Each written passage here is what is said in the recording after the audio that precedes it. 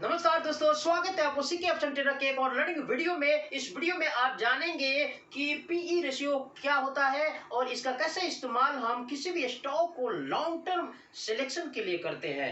तो PE ratio का formula क्या है, सबसे पहले ये जानेंगे कि PE ratio is equal to current के जो भी स्टॉक प्राइस है उसको हम डिवाइड कर देंगे earning per stock. It means की सपोज दैट रिलायंस की प्राइस चल रही है 2500 और इसकी जो पर ईयर की अर्निंग है 250 है, तो इसको हम डिवाइड करेंगे 2500 बाई 250। इसका मतलब इसका जो आपका प्राइस टू अर्निंग रेशियो आया वो 10 का आया।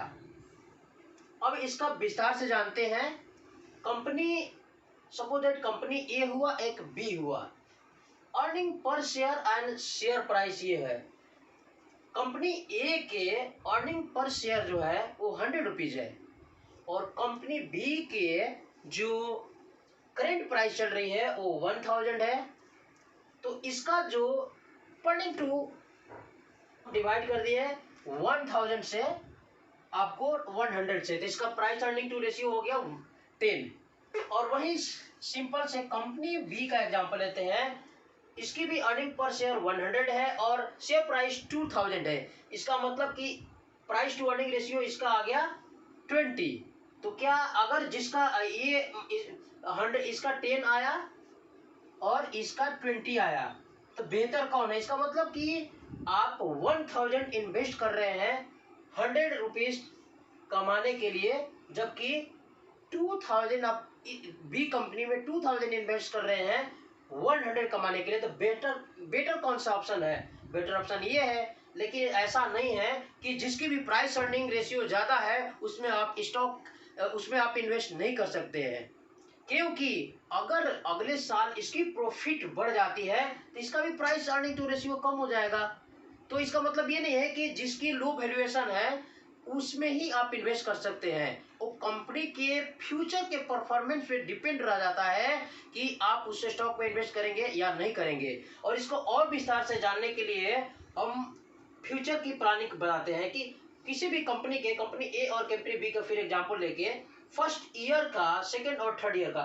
फर्स्ट ईयर में जो इसकी प्राइस अर्निंग रेशियो है ये 80 रुपीज है, सेकेंड ईयर में यही हो गया 90 रुपीज और थर्ड ईयर में यही हो गया आपको 100 रुपीज।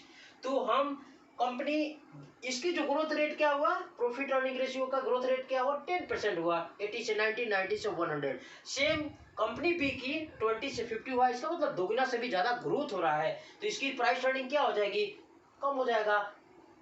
100 में आ गया तो इसकी ग्रोथ क्या होती है, दुगने से ज्यादा बढ़ी है, जबकि इसकी ग्रोथ 10% बढ़ रहा है। इसकी पी रेशियो ज्यादा है, इसका तो इसका वाले आपको ओनली अगर प्राइस टू अर्निंग रेशियो कम है तो वही प्रॉफिट दे सकता है।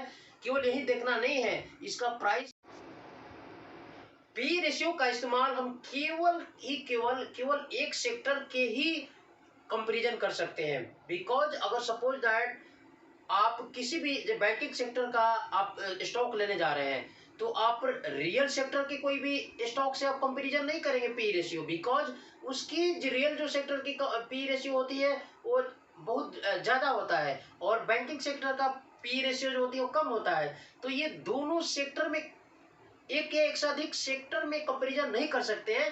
केवल और केवल आप केवल एक ही सेक्टर्स के इसकी कंपैरिजन कर सकते हैं पी रेशियो का। अब इसके दूसरे इस्तेमाल एग्जाम्पल लेके हैं, इसको और समझते हैं। पी रेशियो से एक और है कि पी रेशियो से हम किसी भी कंपनी के अंडर वैल्यू है या ओवर वैल्यू है स्टॉक की प्राइस, इसका भी फाइंड आउट कर लेते हैं।